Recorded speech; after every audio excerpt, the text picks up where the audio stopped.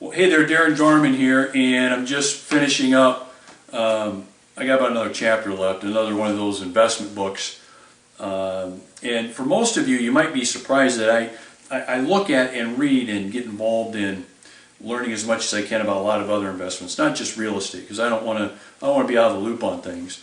But this is going to be another one of those books, unfortunately, that pretty much says the same thing as thousands of other books just like it. And I'm not going to show you the book and pick on the author and the title and all that.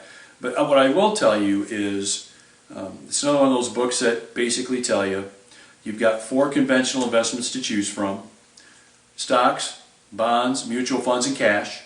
And depending on your life situation, age, family situation, you move your money around on different percentages as you age and as your life changes, and those move around based on your appetite for risk. And almost all investment books like this say that to one extent or the other. And it's frustrating, really, because this is not new news. As a matter of fact, this is old news. I've been hearing this now for, I don't know, ever since I can remember.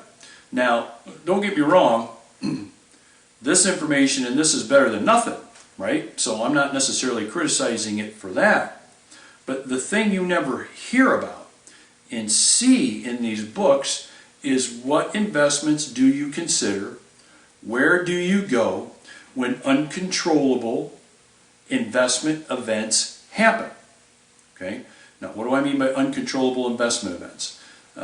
It's actually pretty simple. You really see 2 areas, of uncontrollable investment events: political and economic. Okay? Probably not a surprise. So political and economic. And it's all related to political or economic bad news. And so the problem I have with all of this is, and you know this to be true, market values, stock values, investment values change many times hourly because of news happening somewhere, sometime, somewhere else. And in most cases, that bad news has nothing to do with the investments that you're in, that you own, but yet that news affects the investment that you're in. Have you noticed this? It happens all the time. And so I am tired of hearing on TV, radio, internet, the reasons why the markets are down today, why a certain market isn't doing well. And those reasons sometimes are just mind-boggling. So the other day I heard that the reason why the stock market was down was because the understanding was China was not going to be purchasing as much of America's debt as was thought over the coming year. Okay.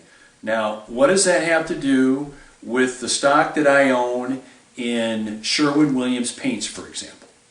Nothing. It has nothing to do with it. What does that have to do with any of the stocks that you own? Nothing. What about bonds? What about mutual funds? Nothing. Okay. Things like that. Air disasters, terrorist attacks, especially as of late, because not air disasters, but terrorist attacks, really, because we're seeing more and more of it, and it's just those kind of events are having a unbelievable effect on the market and on the values of people's investments, especially mine. So I have money in mutual funds and stocks. And when I get my quarterly statement and there's changes there, and I actually read through some of the reports. I don't know if you guys read the fonts about this big. So I actually will read through some of those. And the reasons that they're coming up with for performance is sometimes laughable, because it has nothing to do with the investment at all. So it has nothing to do with, for example, how good Sherwin-Williams is doing, how many gallons of paint they've sold, how many gallons of paint they think they're going to sell this summer, in the fall, you name it. Some of their other products, some of the other companies they own, etc. They don't talk about that. They talk about the next political event, or President Trump said this, or people think this is going on or that happened, and all of a sudden the markets are turning around. It's absolutely crazy. Now, what I'm sharing with you is just the way it is, but it's even worse today than it used to be. So the sensitivity of conventional markets today is at an all-time high, and it's going to get worse. I don't know, if I had a substantial amount of my net worth on a stock or two, or just in the stock market, I'd be nervous. I mean, I probably would be doing nothing other than like watching it on my watch or something, and watching the markets and seeing what they're doing because of that. So you get the point. You see where I'm at here. And actually all that is just the way it is, and we know that. And if we're smart, we're doing things that will protect us, will insulate us a little bit better, insulate our wealth and everything that we've worked hard for. It'll insulate us better in the event more and more of these uncontrollable economic events and political events happen. And so where do you turn? Where do you look at? Well, you've got to look at unconventional investments to do that. I mean, you pretty much do. Because always remember, when everybody's going one way, you don't want to be following everybody, you want to go the other way.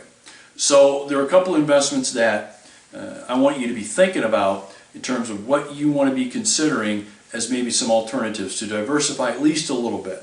And the first one's not going to surprise you, and it's real estate, specifically apartment properties. Now, of course, you're saying to yourself, of course, Darin, you'd say that, you're in the real estate business. Of course I would say that.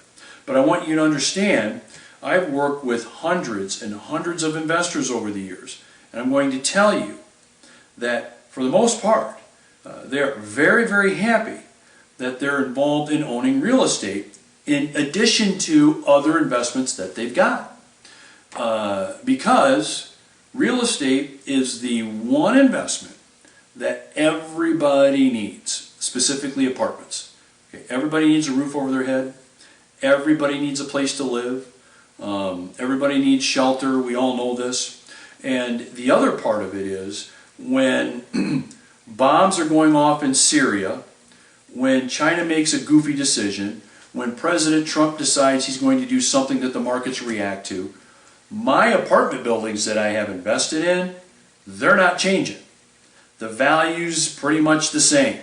I'm still getting the same amount of rents. The tenants are still going to be paying me rent month after month. You follow me? No matter what happens out there, those values, so it's not as if the tenants say, oh, well, because of the terrorist attacks in Europe, we're only going to pay half of our rent this month. That doesn't happen. And so the nice thing about an apartment property investment, especially one that you actively own, now there's a difference. I'm not talking about a real estate investment trust. That's just another stock. So that's just another investment in another company's stock. Now that's better than not being invested in real estate. But I'm talking active ownership. Owning your own 100-unit apartment property, 150, 200-unit apartment property. And many of my partners own those and continue to add to them, as a matter of fact.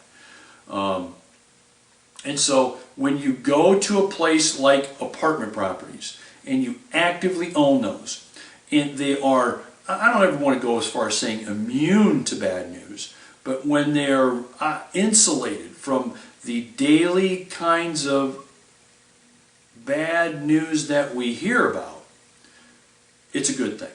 And so I tell you to consider, if you've not really maximized your investment, especially in apartment properties, you're going to want to do that.